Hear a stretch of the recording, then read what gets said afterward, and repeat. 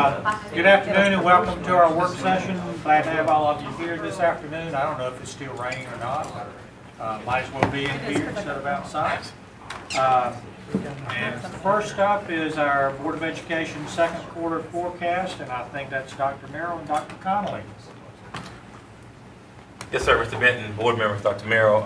We're providing for you a forecast of items that staff, in the first section of the forecast, are items that staff anticipate we may be bringing to you between now and December, either to the committee meetings or to work session or the full board meeting. So the top section of those items we anticipate we may bring. The bottom section of the administrative FYIs are just those items that staff is working on to share with you some of the items that we're working on, and we will entertain any questions that you might have on the forecast. A couple of board members had requested some additional considerations, which I was not able to get back to you until about noon. We responded to that in your email, and I saw someone just responded like 30 seconds ago. I did. So there are some additional items that, and a couple might be added in on this forecast, but we'll take a look at that first.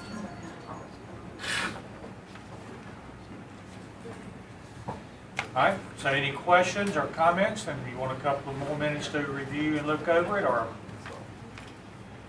Well, one of the things I had inquired about that appears to be, at this point, more like a third quarter, meaning the first quarter of next year. I'm concerned that the question is about transportation and support of keeping a healthy magnet system and what we have to do to support the goal of the enrollment that we have for our magnet schools. Okay. And whether with the magnet application being in first quarter of next year or third quarter of our fiscal year, waiting until then to talk about what our commitment will be to those students seems to be too late. It seems like we should reach that conclusion or assessment prior to the magnet application period. Okay. So that's my concern with that timing. Are y'all talking about whether you can? Yes, that's what I'm checking.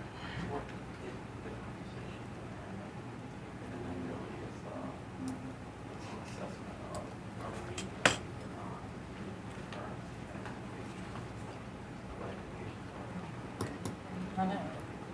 I'll just see what we can do. All right, thank you. All right. You would Well, because at worst, people would apply under the conditions that we've had up until now. Right. Yes, that's true. Yeah. So, Ms. Kushner? And I was going to ask that when we were discussing under the administrative services facilities, when we Wiley's renovation, if we can include a discussion of the swing space during that discussion. Seems pertinent, doesn't it? An additional discussion of swing space. Yes. More specific. All right, Mr. Sutton? This is not one that we have talked about as a board, and that's primarily because, at least in part, not in part, in the past it's been more of a staff-driven function. We were at a community meeting the other day, and we were asked a question about the Raising Achievement and Closing Gaps Task Force. And I know that used to be a staff-driven community group, sort of, that met on a regular basis, that focused on just that closing gaps. I think they stopped meeting sometime perhaps last year, and the idea, the thought was to repurpose the committee in some way. So at least just wanted to maybe kind of put that on the radar of Dr. Trice and the Equity Affairs piece on here to maybe think about how we might be able to sort of renew some conversations about repurposing that in some way, getting that. How do we see that fitting in with the work we're doing with the flood group and other community groups? Or is it? Yeah, I think that's our newer version of it, but by working with all the community groups who I don't has know met enough with and about all. that group to know, so I don't. Well, it has a long Remember history, and closing it started with DPI grants, did it not? Started years ago at DPI, had a statewide Right. Raising Right. Achievement, Closing Gaps conference. Right. And when DPI discontinued having their statewide conference, as a matter of fact, Marvin Pittman and Don Hargens Right. worked together to start Yeah. the Raising Achievement, Closing Gaps conference here in Wake County. And then after that 1 year's conference, then we had a task force that did the work ongoing. But currently what we have sort of done is within Dr. Trice's team and the work in Dr. Trice's department, as well as some of the items in the strat plan. But to Mr. Sutton's point about community involvement, Dr. Trice has reached out to the community organizations, and we've sort of been doing it in that framework and inviting and hoping more community members would work with Dr. Trice. And my only thought, or I guess sort of the difference in that in terms of it being a task force in some way, that's similar to other groups that we've had, some permanent, temporary, the Safe Schools Task Force that we did, the ED Task Force, even the SHAC. Many of those groups, at some point, at least once a year, report back to the board. And the Achievement Gaps Raised RACG group, that wasn't part of their structure. If I'm correct me if I'm wrong, I don't know that there was, I won't say there ever was, but it wasn't sort of set up because it was more staff driven, that it didn't report to the board. So I don't know if that's why maybe some of the things that came out of the group didn't get traction. I'm not sure about all that, but having it set up, I think, in that structure that way might allow for then more board involvement and awareness of what's coming out of that group or task force, and then which then might allow for, perhaps more opportunity for successful implementation or what have you. So just kind of a thought in terms of maybe how we might address that.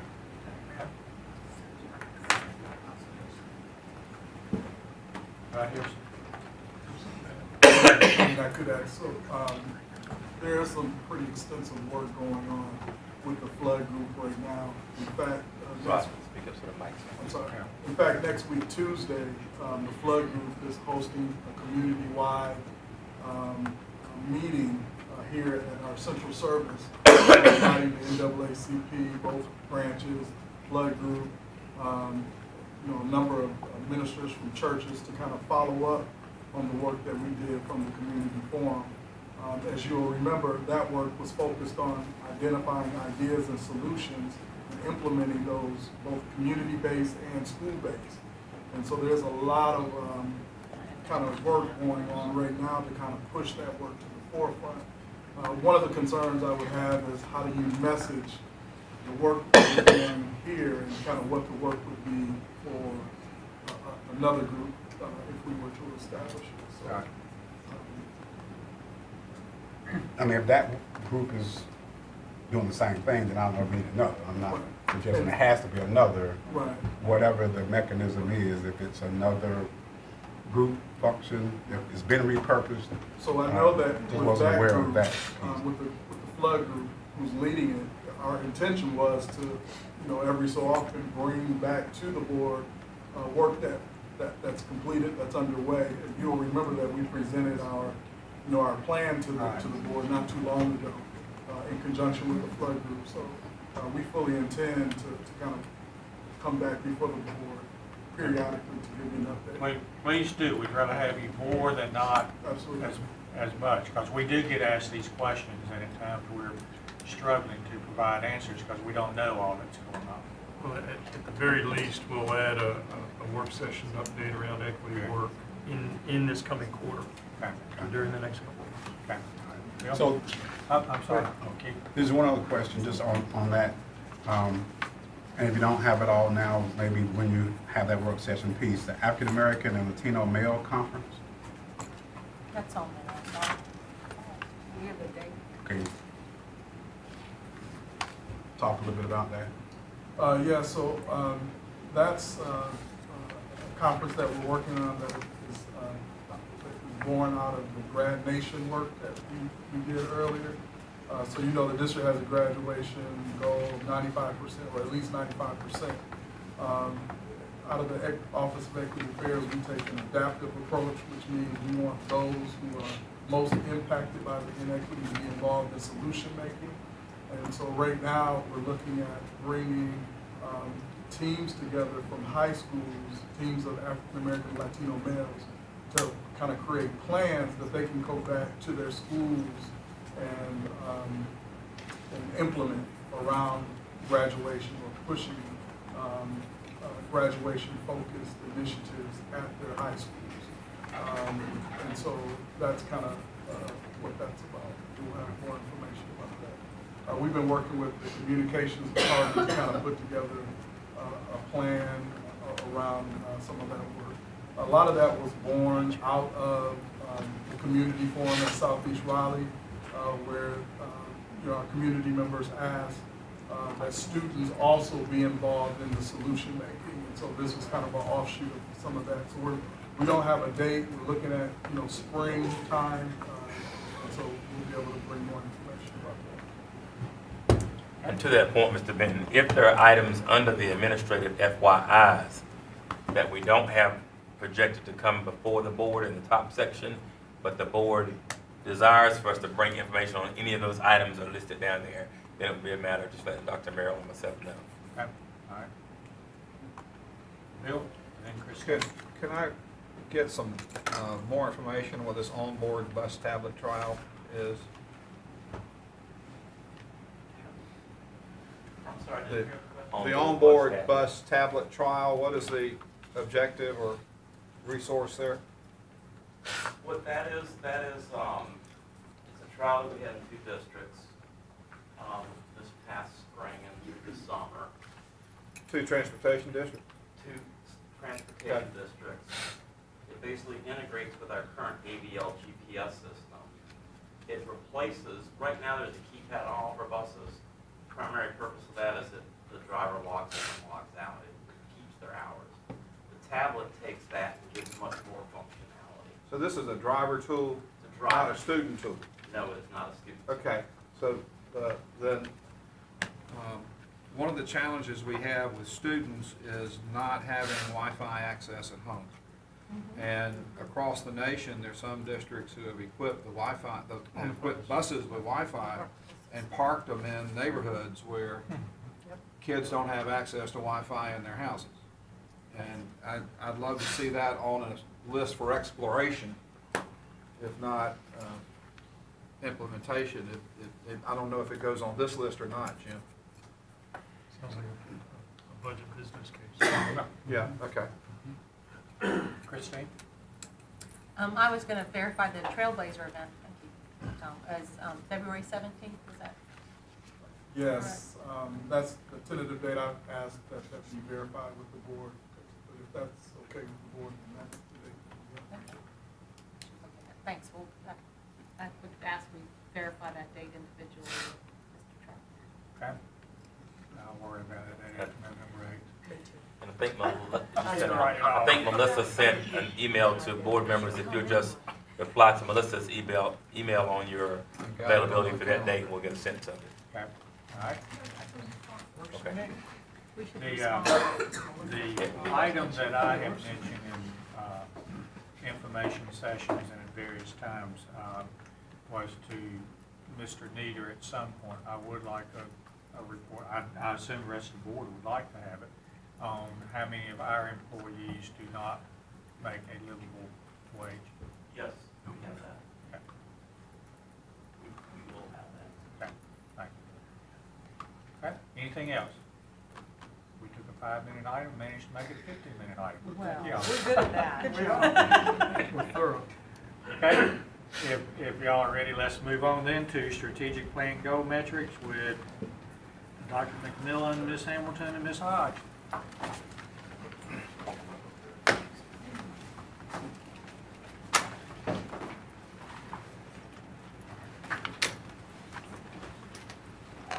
Good afternoon. Good afternoon. Beth is going to drive over there, and then Karen and I will handle the business down here, I guess. The purpose of today's item is to show you where we are with our work around metrics for the strategic plan. So as co-chairs of the strategic plan, Beth and Karen have had a role in shepherding that process, and as have I with folks in our department who have been tasked with pulling together some of the information that we've been looking at as ways to provide some indicators of college readiness and career readiness and citizenship readiness for our strategic plan, because as you know, the goal is not just to graduate 95% of our students, but also have them ready for career, ready for higher education, and ready to be productive citizens. So that work actually began quite some time ago by undertaking a review of a lot of the different ways that people talk about and speak about career readiness and college readiness and citizenship, and what kinds of behaviors and things that tends to entail. And we went through some sort of a consensus building process within our district with various audiences, including staff in my department and the strategic plan objective owners, to try and get some coalesce around some key indicators that we thought really provided some kind of a look into what it means for a student to be college ready, career ready, or citizenship ready. And we brought you a list of those indicators about 6 months ago or so, I think, at a meeting like this. And so now we've gone the other step of gathering and creating some baseline measures of what those indicators look like, and have created a presence on the district's website to be able to communicate that, not just to all of you, but also to the public, as a way of sort of communicating where we are on this journey toward 95% of our students ready for college, career, and citizenship. So currently, the information that you have, I think the item was simply a link to this main page, where hopefully you were able to go and explore some of the other links underneath it. The navigation path on the site simply is, if you go to the main Wake County website, there's a little orange button up in the upper right-hand corner that says Our Strategic Plan. When you click that, you come to this page, and then you click on the word Results over on the left-hand side. This is kind of the home for all of the different strategic plan materials that are out there. And then I'll just sort of orient you to how we chose to organize this. Obviously, with our graduation rate being sort of the uber goal of our plan, that's the first indicator you see at the top of the page. And you can see that currently that sits at 87% based on our graduating class from 2015 and 2016. And all the other indicators that we've put out as college ready, career ready, and citizenship ready follow below that. But I'll start with the graduation rate one, because they all kind of follow the same pattern. The district level result for sort of the most recent year, or the baseline, is simply displayed there on the front page. But then if you click on the link for the indicator, it brings you to another page with some additional information about why this indicator is important, where we gather the data from, and then also a disaggregation of that district level result by individual school. In this case, because only our high schools are graduating students, we only see information here for our high schools. And as you mouse over the individual bars, you can see it sort of pops up and shows you what the actual number is if you're interested in the detail. All of the indicators sort of follow the same general format. We have some that are germane only to high schools because of the data point that we're looking at, for example, a graduation rate. Whereas we have others that are where we're reporting data for elementary, middle, and high schools because we have data on some of those indicators in all three of the different grade spans. Furthermore, we've got the indicators sort of grouped according to the little taxonomy that we presented about 6 months ago, where we have a set of indicators that we consider to be sort of college-ready metrics, another set below that is career-ready metrics, another set for citizenship, and then sort of a fourth bucket of metrics that we have labeled cross-cutting skills, which is kind of where you'll see a lot of the stuff around the 4 C's. And I think as we were going through the consensus building process in the district and getting feedback on what people thought of this kind of report card style thing that we were developing, it was pretty clear that these things didn't necessarily belong in any one of those 3 places, but that being a good communicator really was something that was germane to being a good citizen, being a good college student, and also being effective in the workforce. So it didn't really belong cleanly in any one of those 3, but are ones that sort of cut across all 3 categories in terms of being a contributing factor to all of those. And that's why those are currently labeled cross-cutting skills in that particular category right there. So one of the other considerations we took into consideration as we were building this is we wanted to make sure that things were presented in a fairly plain and understandable manner. You'll notice a lot of these measures are numbers and percentages. We tried to stay away from things like averages and standard deviations and other things like that that aren't necessarily as consumer friendly and easy to understand, because we were trying to make sure that this was something that would be accessible to everyone. We also, with some help from the communications department, were able to structure them in a way that they maintain the accessibility guidelines that our website has, which is why you don't see a lot of flashy, dashboard dials and multicolored interactive mouse over type things, because when you build those into a website, those things tend to run afoul of the rules we have to abide by as far as making our website accessible to all people, including people who need things like text-to-speech readers to be able to access the information. So that's kind of why the layout sort of looks the way that it looks. Karen, is there anything else you'd like to add? No, I'm Brad's sidekick for today. I think he's done a great job with this, and I feel like I need to point to it like Vanna. So. Good job. But your turn is coming in then. It is coming, yes.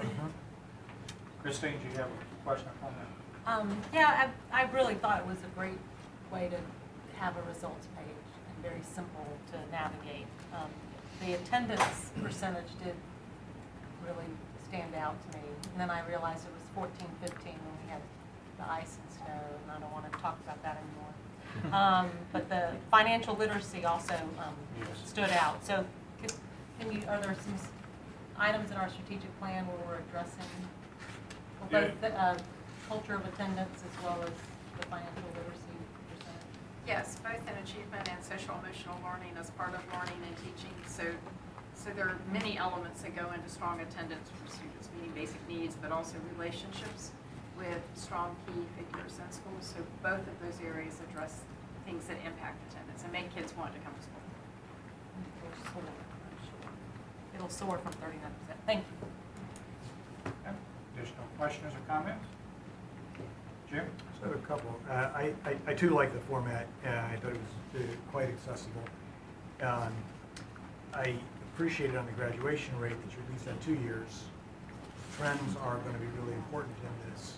And I get the issue about the standard deviation, but what I hope that we look at as we look year after year is that we understand normal variability.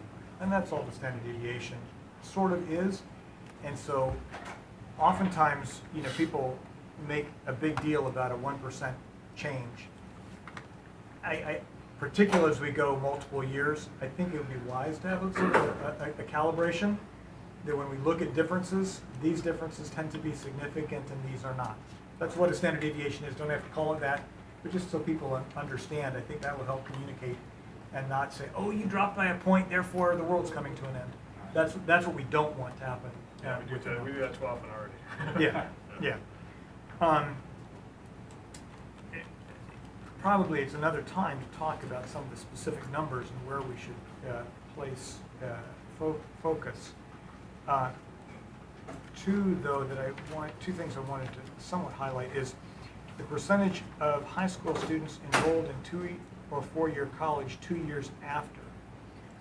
So we get 68% attend, 67% persist, and I'm wondering, would it be better to, it's really the product of two percentages tells us how many actually stay, so that means 45.6% of the graduates persist after 2 years. Does that make sense? Yes. So I don't, Is that what the number's intended to mean? It is. That's the national So it's a student. percent of a subset? It's a It percent is. of a percent. Okay, all right. It is. And so I'm offering that because I think that would probably communicate more to people. I agree. Yeah, minor tweak. Okay.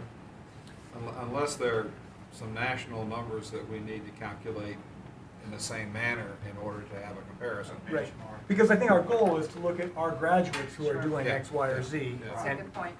so, the other thing that struck me, and it's just sort of the mechanics looking at this, in the cross-cutting skills, I noticed that students are good collaborators, students are good communicators. These came out of teacher survey, how do my teachers respond? And it didn't seem like there was sort of an independent metric. where you closest to had the independent metric was the perseverance issue, where you asked the students their perception and the teachers their perception, they differ by 21%. So, I mean, I don't know what the magical metric is here. I think that is all of our challenge. But I was recently talking to one of our former graduates who's fairly high up in a local company, and I asked him, tell me about what you're seeing in graduates. And granted, I was asking about university graduates. And communication and collaboration are really big things that they're not seeing working. And so my gut tells me that if we would take his perception of the effective communication of the recruits, it probably wouldn't match an 88 or 87% number. So I think our goal needs to be to find a slightly better metric, if that makes sense. And like I say, just the pointing out the 20% different between the student perception and the teacher points out that there's a big standard deviation to this number. Right? So, we heard that from Tony Wagner. So what kind of metric would Tony Wagner use in his postgraduate Well, I know assessment of the same he's quality? a big fan of the CWRA, which is on here as one of our assessments, which really does force kids to be able to communicate effectively, and is a fairly robust and well-liked assessment of that particular skill. Some of the work of the balanced assessment objective team going forward is to be able to build out potentially some metrics like that aren't just for juniors in high school, because we know that those skills have to start early. Right. We can't just wait until kids are 16 to be able to teach them how to craft an argumentative essay that cites data and evidence and can compare and contrast different points of view. So we are trying to build out some more of those, but unfortunately those aren't the kinds of things that the marketplace has readily available right now. The thing that's probably closest is if y'all remember the old writing test that the state used to do, believe it or not. Not that we want them to bring it back. But that's an example of something where kids were really forced to go beyond the usual pick the best answer out of a lineup of 4 type approach to be able to assess their ability to communicate, at least in writing. That's at least a facet of communication that we can pretty good fix on. I think if we jostle our assessment system around a little bit, and we're hoping to do that over the next year or 2. Yeah, so I'm not saying I have the magical answer. I just raised that looking at those disparities. And I mean, I agree that the CWRA is closer to an objective kind of thing. Yeah. But That's a place where the educational system hasn't done a good job measuring those things. We've been so busy measuring the other things, we're kind of trying to play some catch up. we got into mechanical run. Yeah. And that was what I was pleasantly pleased to see where we are, knowing that we are truly beginning to cut some new ground here for public school systems. And it's going to be hard to find things that are tested and used out there, because I think we're going to be a leader in doing this kind of work. And my hat's off to you and your committee and department in doing this. And to me, it was a good first step. And I was like Jim when I looked and saw the difference in perceptions of teachers and students.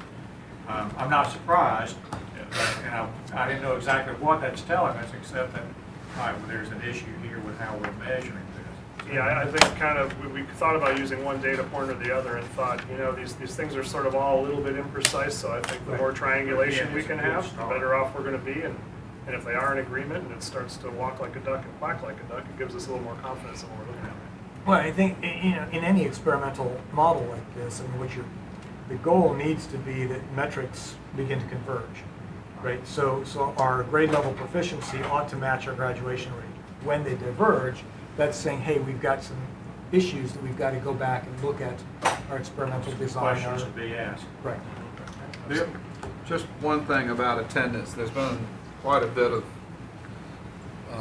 press coverage, at least in the educational press of late, about chronic absenteeism, with a large proportion of America's students being out of school more than 15 days a year. And in some districts, that's north of 50% of their students are not in school for at least 15 days. Is there any merit in using a metric like that in as a comparison or as a second value in this kind of assessment of how we're doing in terms of attendance? Yeah, I think it's definitely worth thinking about. That 15-day mark seems to be the one that has a lot of energy right now. I think the U.S. Department of Education is starting to figure out ways to report some national data on that. What does and doesn't constitute attendance, of course, sometimes is a little squishy, but we set the bar here at 5, just thinking, and I think some of the discussion we had centered, this was prior to kind of the big national push, but was around, in a block scheduled high school, if you miss 5 days, and all 5 days are in one semester, holy mackerel, that's a lot of instruction. And we also included excused or unexcused absences, because even if a student may have a legitimate reason for being out of school, that's still learning that's being missed, even if it's for a very legitimate and understandable reason. So we set it a little higher than that, which pushes some of those numbers down quite a bit. I mean, we've got a lot of schools that are below 50% on that. But setting a more ambitious target, particularly in thinking about our block scheduled high schools and the number of minutes within a class, I think that's where we settled. But I think if we get some energy around like a state or national level indicator that coalesces around 15 days as being chronic, we could either add that to this very easily as we go along. Or Well, I know of at least one group of counselors in the middle school that have this attendance issue starts day one, and they divvy up the tardies and the absence, and they work to develop special plans to deal with the apparent obstacles that the students are willing to accept as a reason not to be in school, and do a great job with that. And so I think this is a wonderful metric to use. It is a high metric. And hopefully our parents will embrace this as a standard as well. It's not just the school administrators and teachers who need to impress upon this, but families need to impress upon this too, that if I have a choice to make, school is the one who needs to win. yeah, parents certainly play a big role. Unless you're 16 years old, they have a lot to do with whether or not you get to school every day sometimes. A little bit different direction field, but have to do with parents and community. Any ideas, Tim, or anybody? How can we get this information out to not just our parents, but also our business community? I mean, to go to this on our website and open up this link, I don't think a lot of non-school people would ever look at it. So some kind of summary, or I don't know. Could do It's that. the age-old question. Yeah, but I would also suggest, now that we have this set up and had a chance to review it, that this becomes sort of the pattern for everything from, a BAC type discussion to chamber discussions to PTA discussions. And that's sort of, those are our natural channels anyway. And that would be the logical way, then in turn they can tell other people that's one of your best. Well, and then we've got some baseline data. In future years, we could publish a scorecard or something that shows growth. But Over time, sure. We are exploring during the course of this year how we might implement a marketing study that has not been done before with the system. That's very much a professional-driven advisory study about how we can be more private firm-based in terms of our marketing and communications. So we are looking at that as well over the next few months. And part of what's driving me also is that you've all heard me go on my rant about the state creating A, B, C, D, F, but what are we offering to counter that, to show that we do a whole lot more than just give EOGs and EOCs. And this is a beginning place to do it if somehow we could get the traction for the public to even know that we're doing it. Jim? So I share sympathy with you, but I have caution about the scorecard mentality. Well, yeah, I know. Right? Because the problem with the scorecard mentality too often is we're going to use it to evaluate this or that as good or bad, and we're not starting. You're making a common evaluatory tool when not everybody's starting at the same place. Now we want to see growth. That is clearly important, but even in the growth curve, right? Your growth is almost always going to be, we call it a sigmoid, right? There's a region where it's really easy to get a lot of growth. There's regions where it's really hard, both at the low end and at the high end. And so if you've got a school in either of those places, you're going to look like your growth isn't that great. if you're in the sweet spot, it looks like you got great growth. So again, that's my caution about the scorecard idea. I think we want to clearly communicate that we're paying attention to these things. We need to be using them to sort of direct our thinking. You know, what programs are having better and worse impacts. But I'm going to be really resistant to the scorecard because And people are then.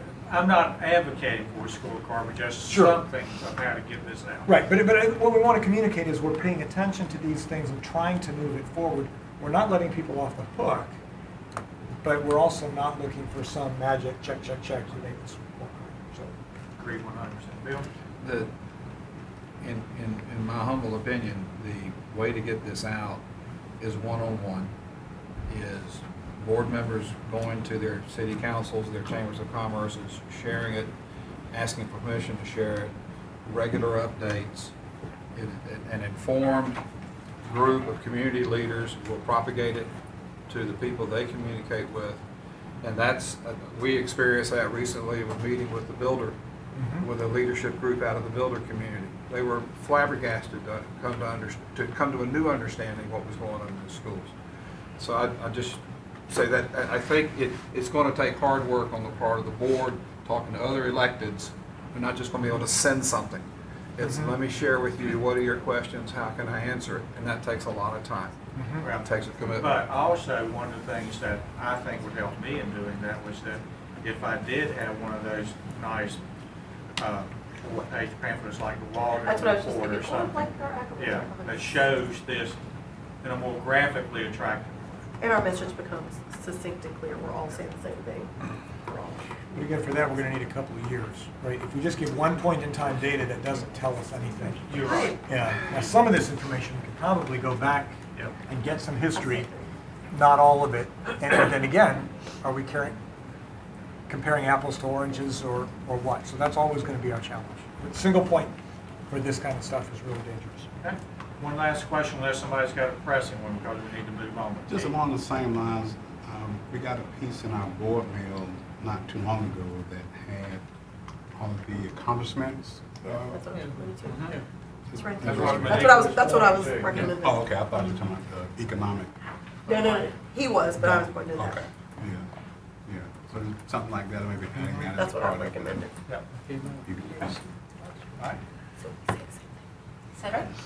Brad, are you up for the next one also? I am, as a matter of fact. You've lost a second. I have. You don't want to stay? You're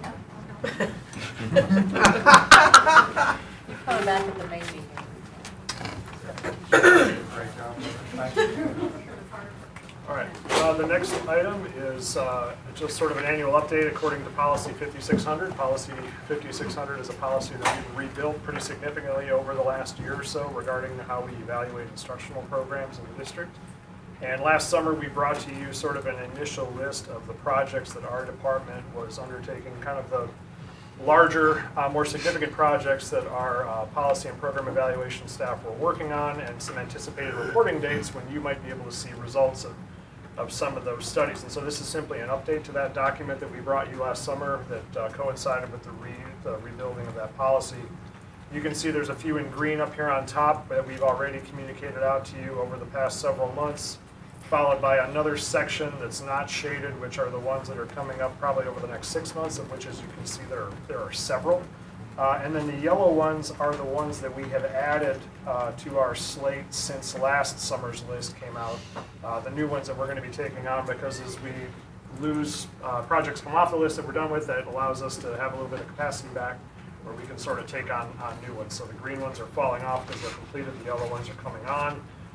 One of the other updates that's on here is a couple of the reporting deadlines that we had given you have shifted. I believe the Apex Academy of Information Technology study was due to you in August, and we've had to push that to December of this year to try and get some last bits of data folded into that study in the way that we want to. So, you know, we're kind of forecasting out for you what you can anticipate over the next few years, and also give you an idea of, within that strand of work, what are we really focusing on.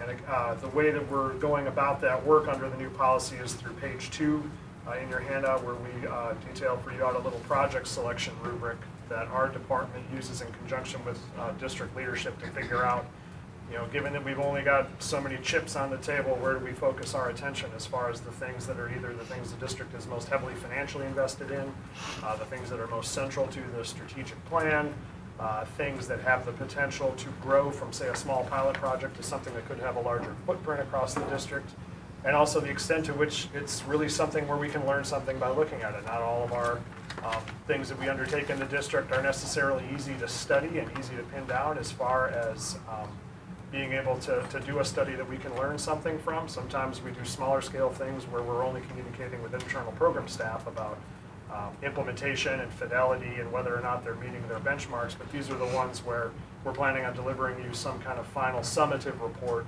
that's going to let you know whether or not this is something we're going to continue in the future, something that we're going to change in some way, or something we're possibly going to decommission or stop doing because it's not having the intended outcomes that we foresaw for it when the program was first implemented. So this is just sort of an annual update on where we are with that. I wanted to give you the opportunity to sort of see where the focus of that strand of our work is and provide any feedback on that as you see fit. Okay. Questions and comments?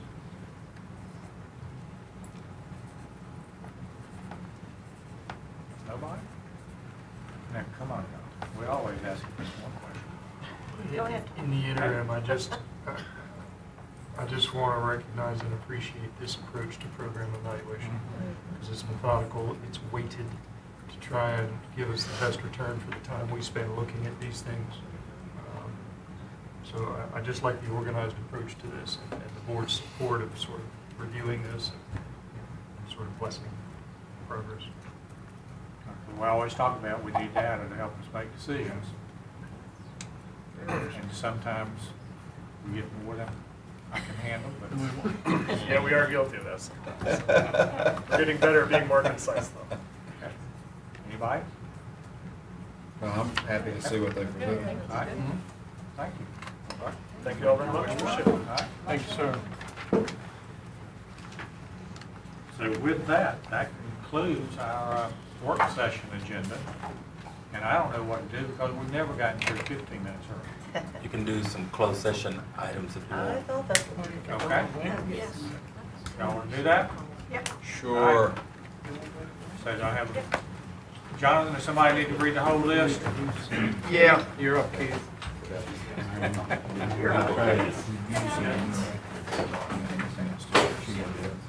Keith, I've got a paper copy if you want. That was, There it is, Keith. There it is. Just make the motion, John. Yeah, I like the pointy part. we can take it up. Yeah. Make a motion to go into closed session to consider confidential personnel information protected under GS 143-318.11, A1, A3, and A6, and 115C-319. To consult an attorney employed or retained by the board in order to preserve the attorney-client privilege provided in GS 143-318.11, A3. To meet with the board, attorney to discuss a matter pending in the Office of Administrative Hearings, GM versus Wake County Board of Education, and to establish or give instructions concerning the board's negotiating position related to a potential acquisition of real property as provided in GS 143-318.11, A5. Oh, yes, hold on. Second. She is still here. Well, is there a second? Second. Second, Kevin, all in favor say aye. Aye. We're now in closed session. Before you start, let me turn this